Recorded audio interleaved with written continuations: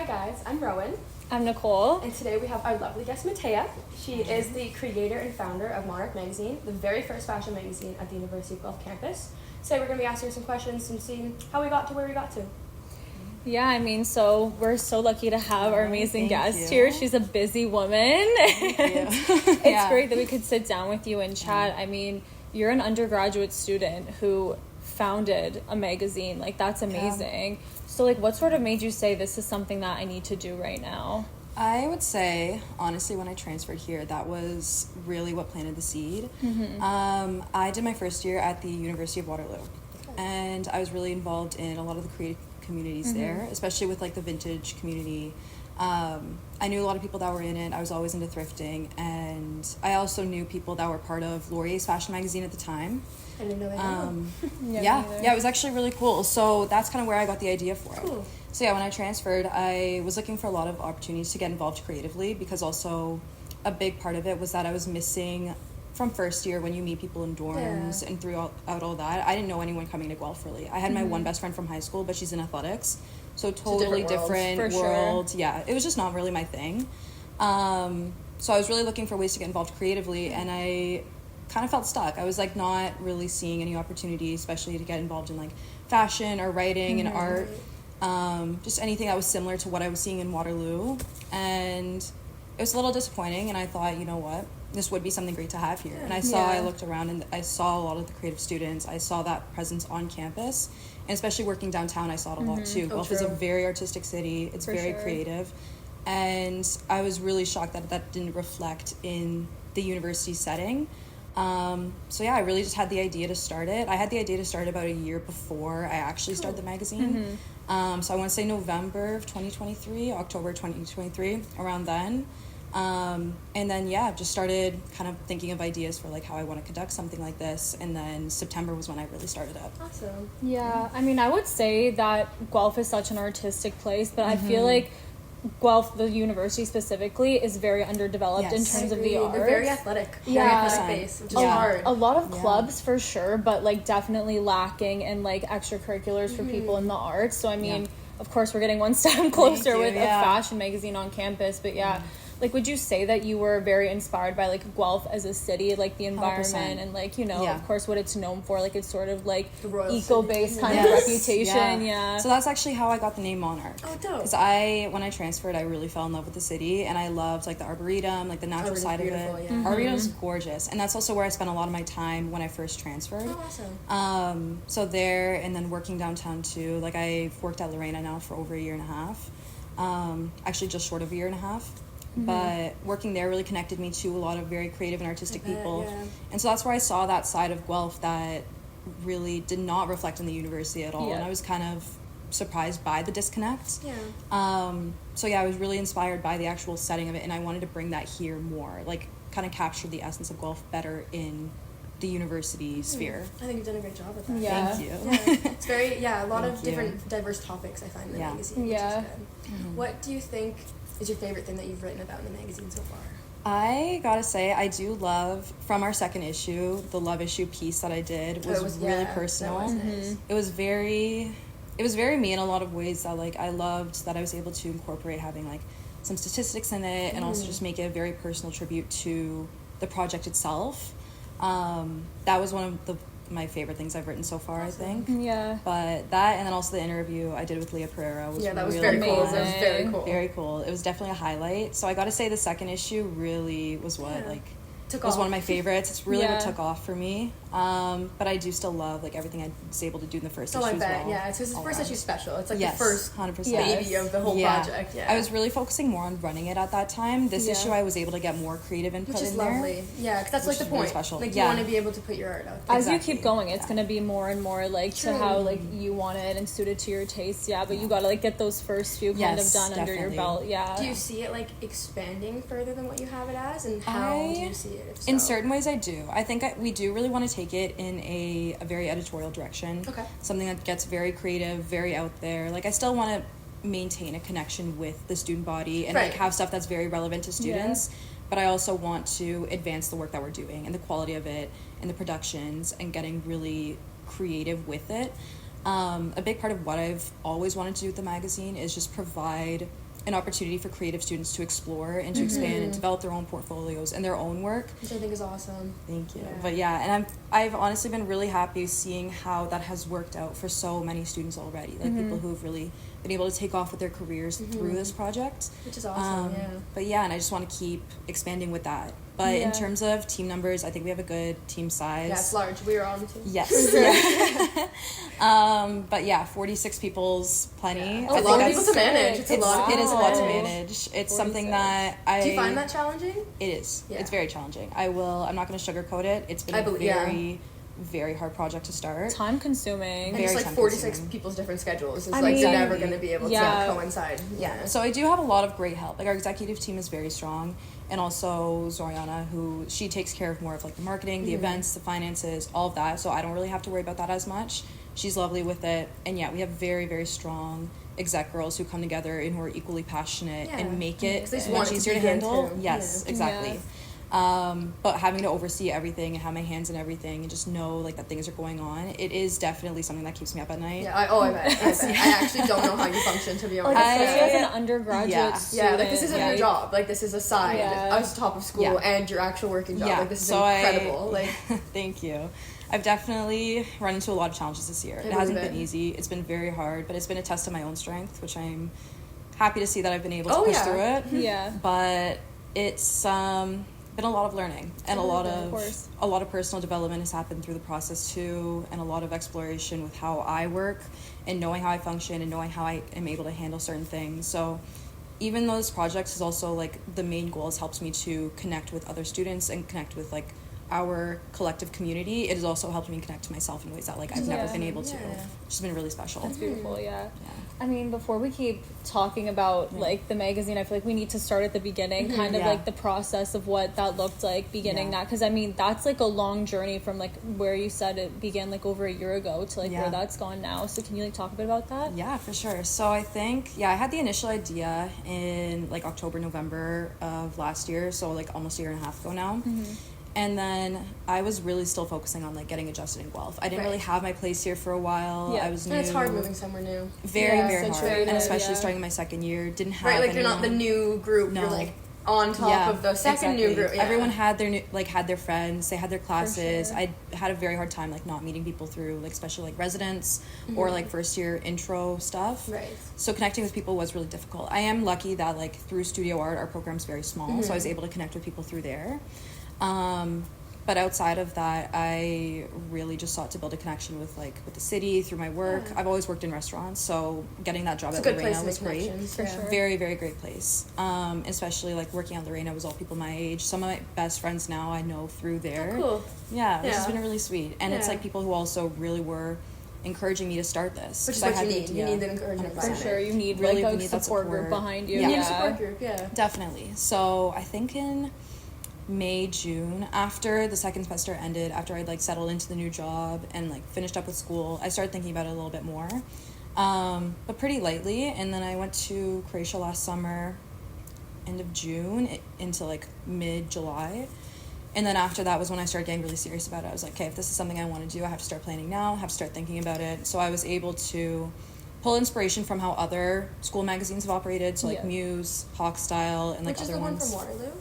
Hawkstyle. Okay, cool. I didn't even know it was a thing. Yeah, it was really cool, and they do like a bunch of fashion shows. Like they're very involved with the creative community, which is really sweet. Yeah, we You need would that. not have We imagined need that. that Like for Waterloo. Yeah. No, I wouldn't have pictured that under Waterloo either. Think that. And that was one of my favorite parts about growing up there, was that like I was able to get connected to that even in high school. Yeah, which I wouldn't even think about. Yeah, which is really cool. It was really sweet. So I took inspiration from how they ran. I honestly just like went through their Instagrams and like I'm like, okay, how do they structure teams? Like, and I did my own personal research of how other like magazines traditionally operate. I also did have experience from running. So I was student council president, like co-president in high school in grade 12. So I had experience running a team, and like delegating like management, stuff like that. Yeah. That really helped.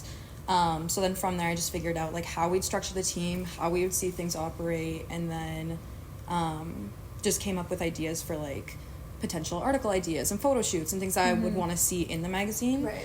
And then from there, honestly, the hardest part was coming up with the name. I believe it, yeah. Because it's like gotta stick. It was really it's gotta tough. be something, yeah. I remember I set like a deadline for myself. Like I had a schedule for August of like what I wanted to get done and when. and I was like a week late at this point. I'm like, I should have started the Instagram a week ago. Like, I feel like I'm like falling behind. And then I was sitting at the bar at Lorena before a shift, and I was talking to the bartender, and I'm like, literally the only thing I have to do is come up with a name. And he's like, well, what do you want to connect it to? And I'm like, I have two major things. Like, I want to connect to like the scenery of Guelph, like the natural side of it, and I also want to connect to the downtown, like what I really, the heart of it. Yeah. What I really connected to when I moved here, especially through working here and all the connections I made. And he's like, well, you could always refer to the Royal City. And I was like, oh my God, that's so smart. I didn't even think about that. Yeah. Because a lot of businesses and stuff like refer to it. They're called like Royal City Brewing and stuff exactly. like that. Yeah. Like Lorena means the queen in Spanish. Oh, I didn't even know that. Yeah. That's funky. So it's really cool. I would have never paid attention to that. Yeah. No, it's really cool.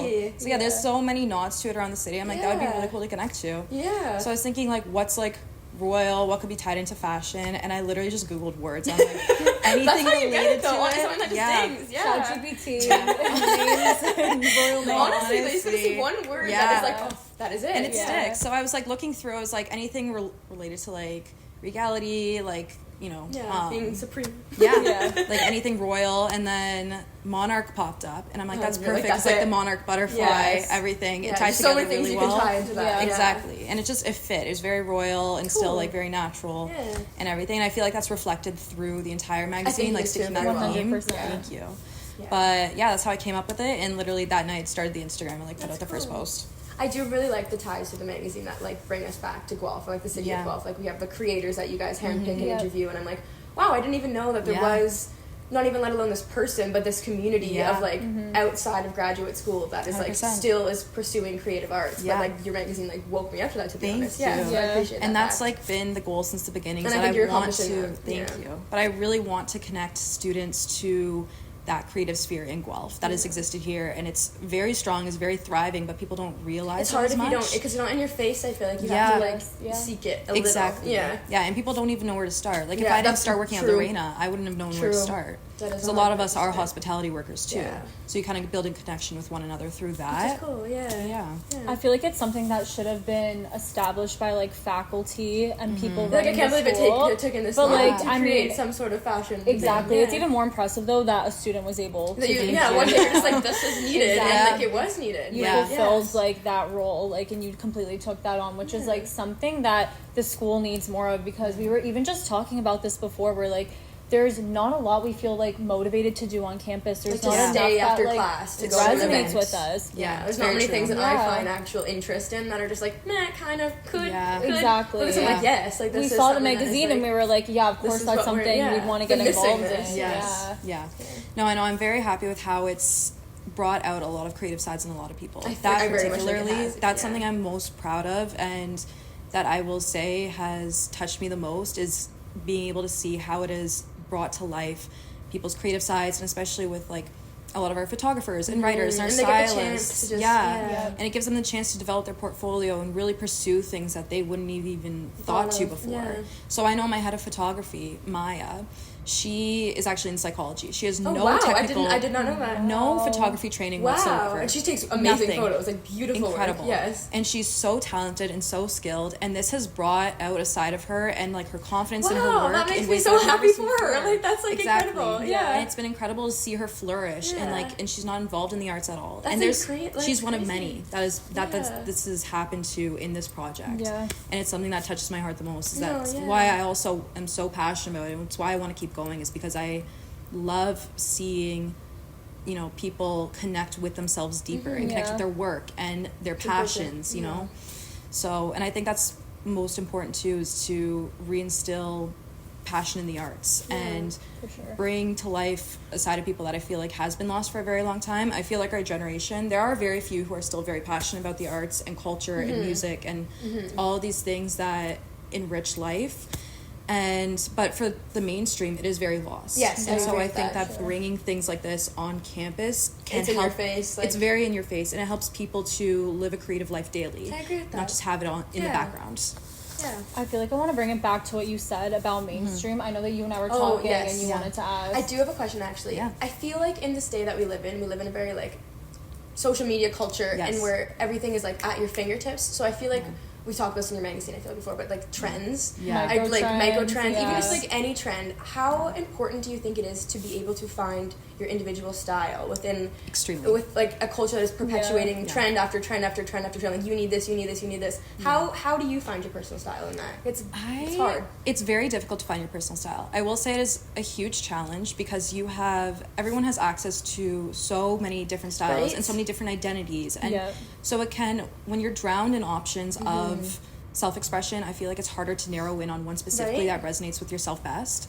But I think a lot of it just comes down to really spending time and making it a mission to, you know, connect with your personal style and to connect with your own identity and really just come back to the roots of like, you know, shutting off the phone for a while and saying what is my body me? Wants? Yeah, who am I?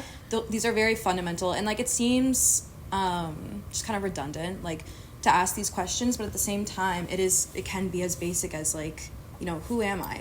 What do I like? What do I enjoy outside of, you know, all the noise in the background? Right, and like all of this is popular right now. Yes, exactly.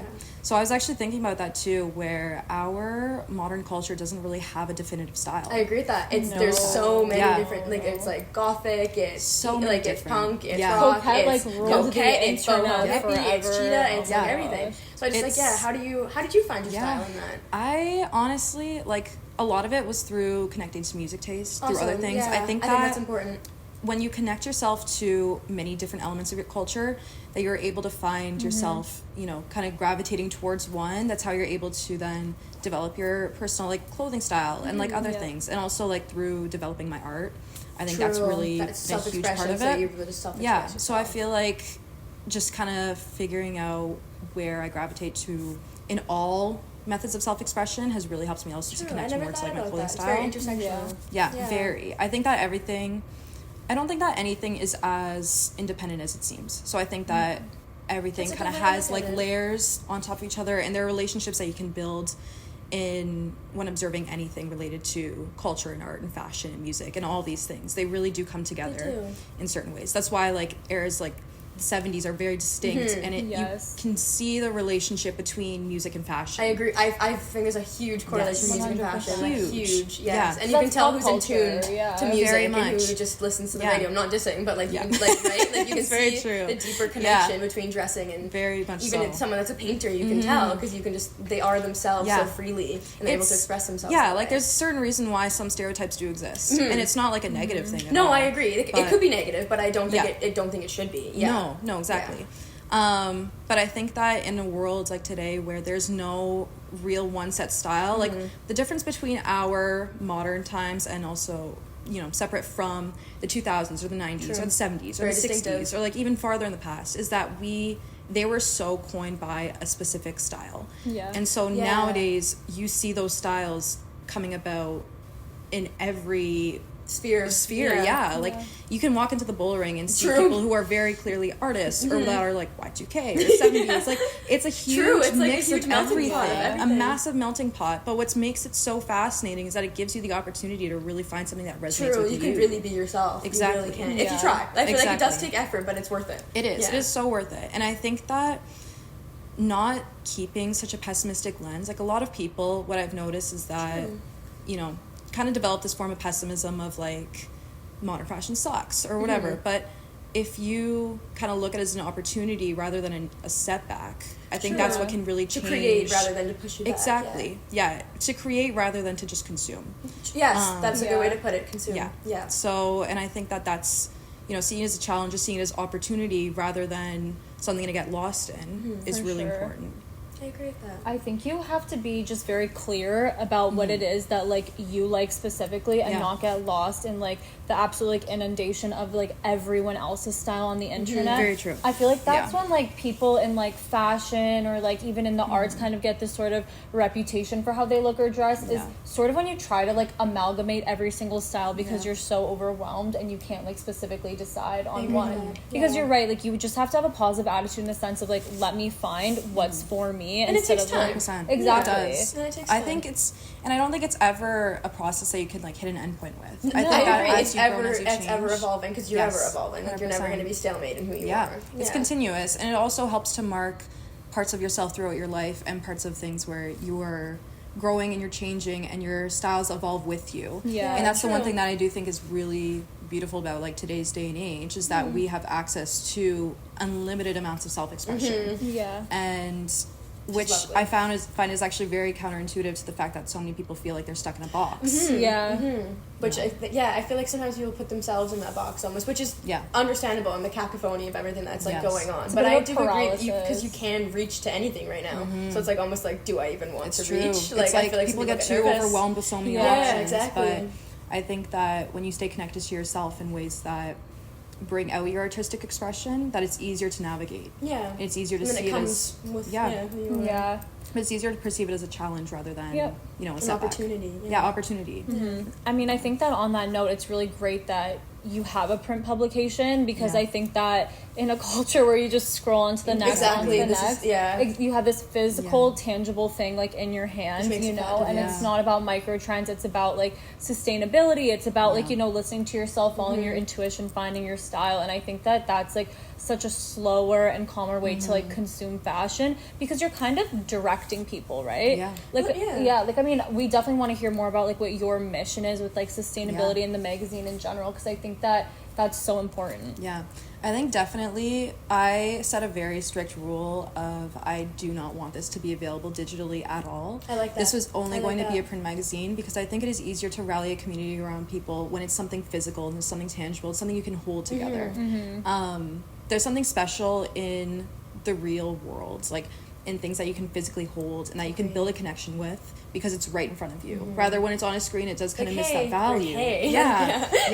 Like I've spent so many, like I've had so many people come over so we can flip through it together. Which is awesome. I Like love you that. wouldn't Very have that special. experience if it would Yeah. be like, hey, just pull up this link. Exactly. No, you have to come to It's my a house. community. And you have to sit there on my floor and Yeah, listen. and it's then like we'll drink a bottle of wine Yeah, together and and it's like hang you have out. a and night. it's As great. opposed to like a 5-minute, they probably just scrolled, saw like a photo, and Yep. like, wow, this is beautiful. Where now they actually 100%. have Yeah. to hold this like thing that you made. Yeah. I always think about how my mom used to spend a lot of time flipping through photo albums with people. I remember even Aw, as a kid, cute, like yeah. I would come into the kitchen and my mom would be there with her friends flipping through photo albums or with family or like it's something that bonds people. It and I is. think I a didn't lot think of about that. I think what really is missing in a lot of our generation is the fact that we are so isolated to our devices that we miss that human connection Yeah. when, you know, looking at things that are like creative and that are Yeah, I artistic. agree with that. Yes. You know? Yeah. So that's a big part of why I wanted to do that. I also grew up being a huge bookworm, Yes. like Yeah. loved reading, and I loved that, you know, those connections I could build with my books. Right? Like there are And- characters that became more than just Exactly. characters. Like they were in your brain. Yeah, Now. Like they were as a it's part true. of you. Yeah. And I noticed too as I grew older and I was spending more time on social media, I was missing a lot of the things that I used to value.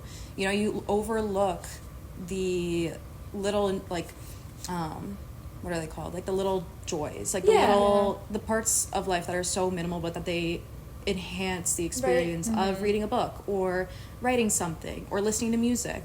Like I love listening to my record player over too. stuff on Spotify. Yes, like me too. Because it just is authentic more. Like Very it's like you can authentic. see, like Yeah. like you have to put the record Yeah. on as opposed to just Yeah. like put my phone in my pocket, press It's an play. experience. It's an experience. It's So a great way to put it. It's an that's what experience. I've noticed about the digital world is that it really takes away from the actual experience of enjoying Yes. Yeah, culture these and things, life these and cultures. beauty, yeah. So so that's why I really wanted to make it a print magazine. I want love to slow that. down. I want to have people focus, like kind of revert back to the things that have satisfied love us that.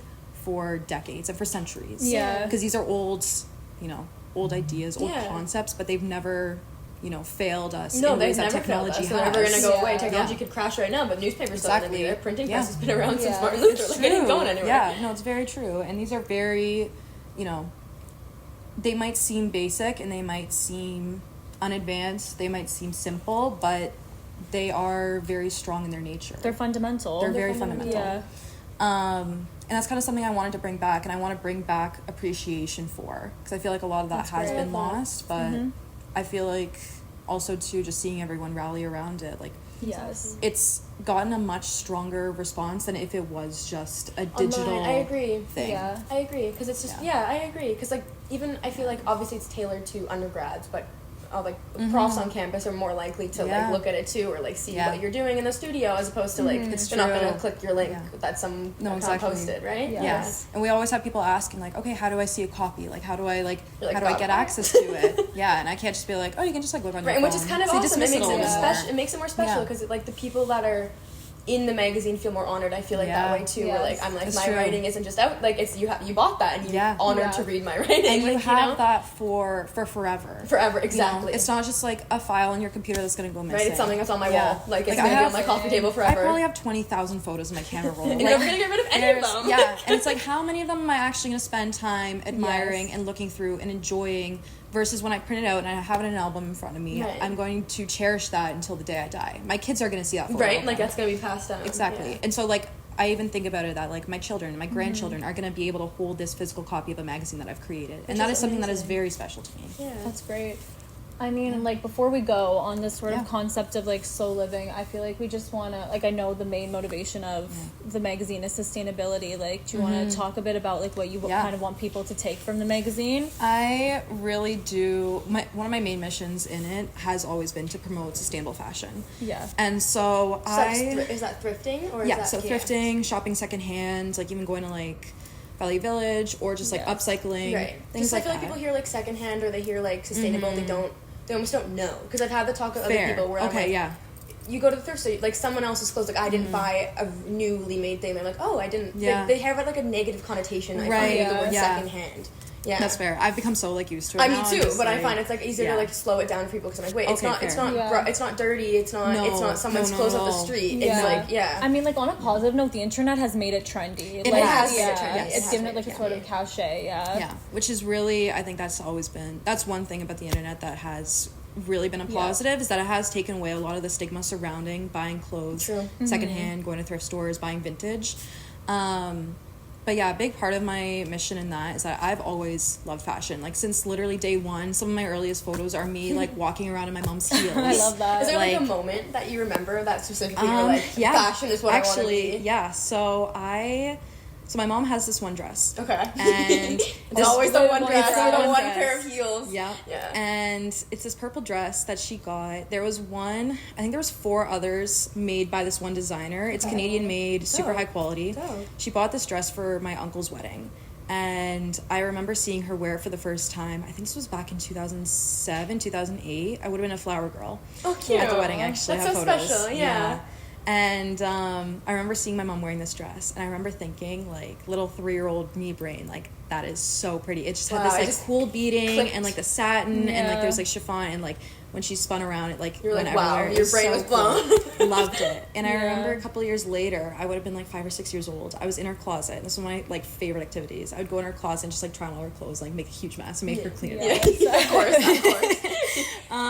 But I remember I found the dress and I tried it on for the first time and it was like hanging off me. It was like 10 sizes too big, just like it wouldn't even tie in the back. It was just like huge. And I remember looking in the mirror, because I had a mirror in their closet, and I remember looking and specifically saying, when I'm 20 years old and when I'm an adult, this dress is going to fit me and it's going to be mine. That's so special. That is so special. Sure enough, last summer when me and my family, we went to Croatia for my uncle and aunt's wedding there, I was able to fit into the dress. Oh, that is lovely. That is such a full circle moment. Oh my god, such a happy moment for like 3-year-old you. Yeah, so I was 20 years old wearing that dress for the first time. Wow. And what was so funny actually was at the wedding, was some of our extended family from there. The last time they came to Canada, or the last time we'd even seen them, was for the uncle's wedding that was back here. So when your mom was wearing the dress. When my mom was wearing it. So I show up wearing it, and one of the wives literally comes up to me and was like, the last time we saw your mother, she was wearing that dress, and now here we are, 16, 17 years later, and you're wearing that dress. I feel like fashion brings everything together. Crazy. That's amazing. And so I think it was something that was very full circle, but that's what really planted the seeds for me, was that I was like, I really just became very conscious of the fact that these clothes are coming from somewhere. And especially when you buy on sites like Shein was getting very popular at the time. This would have been back in like 2020-ish. Like the COVID time? Yes. Kinda? Yeah. Because that's when I was 16. Shein was booming. Yeah. So I remember seeing this and I was like, started getting concerned by the volume of clothes that were being produced. And it was something that wasn't sitting right with me. I've always been very like environmentally concerned as well. And so I just wasn't happy with it. Like I was really turned off by all of that.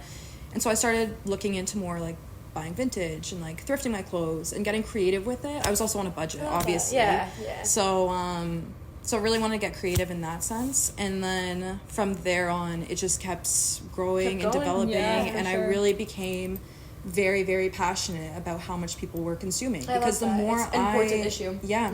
The more that I was shopping secondhand, the more I was seeing other people who weren't. Yes, I agree with that. Yeah. You start to see people that are just wearing garage. And that's nothing wrong with that, but in the sustainable aspect, there is something wrong with that. 100%. Yes. And so the more I was like, well, you could be buying your clothes a little bit more ethically. And like there is garage, and there is like those things. 100%. And so that's when I started to become even more, like, it was just a snowball effect. It kept growing. I kept getting more, more passionate about it, it was more like on my conscious to be something very aware of. Yeah. And so, and I also saw fashion as a responsibility placed on the people that have an impact and that have a hand in designing, that have a hand in distribution. I really saw that there's a responsibility on them to create sustainably and to create in ways that aren't so detrimental. Because the more I did research on how horrible fashion actually is for the environment, the more I felt a personal conviction of like, this is something I love. Stop. You love fashion, but like, I can't stop because like this is something I love so dearly, but it is also so against my own values.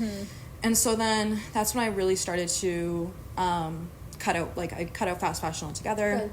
About a year and a bit ago, I don't know when exactly, but I stopped buying clothes new cold turkey. I was like, I can't do this anymore. This is like not. And it's not worth it. The budget's not worth it either. Budget's not worth it. Everything's falling apart. Right? Like you buy $40 for one shirt from Garage, or I can go to Value Village and buy 3 shirts and a pair of pants for the same amount of money. And it will last you so much longer. Because they've lasted somebody else that long. They're gonna last you that long. Like they were made to last. Well, I look back on my mom's clothes, and there's people that you can still wear that 17 years later. Like 17 years later, and it's in perfect condition. Yeah. And things were made to last. People forget that. Like things have been made to last. Not now because it's fast and quick and whatever. But I agree. People forget that. It's fast and it's quick and it's contributing to environmental disaster.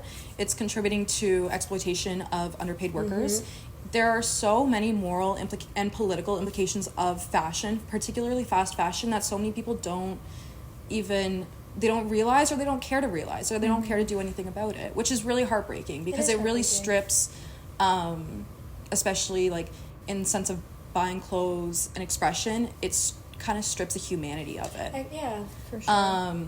So that's just kind of where my whole sustainable mission came from, and that's really what I wanted to promote too, especially in the student body, because I've seen online, an uproar in fast fashion brands like Shein and all of that have been made possible by social media and by people buying into it. And they target university students with like cheap tops to go out. And high school students, university students. Who like don't have money and like want those little tank tops. Like I want them too. But no, it's true. Like everyone wants to look good. Like no one wants to look bad. No, they want to feel your best version of yourself all the time. And it's easy to target people who don't have the resources or don't think that there are the resources out there to go look around and to get creative.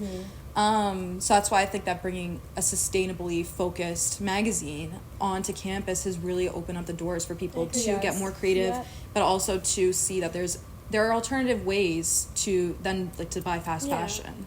Because you always hear like, okay, I won't be able to get this top for cheaper, like it's a $5 top, but it's like, like, no, you can. You definitely can, and it's out there, and it like might not be instant, but you will. I agree. What I love doing, this is one of my favorite things to do, is that when people ask me where my clothes are from, I always say, I'm like, it's secondhand. Like it's either it's vintage or it's thrifted.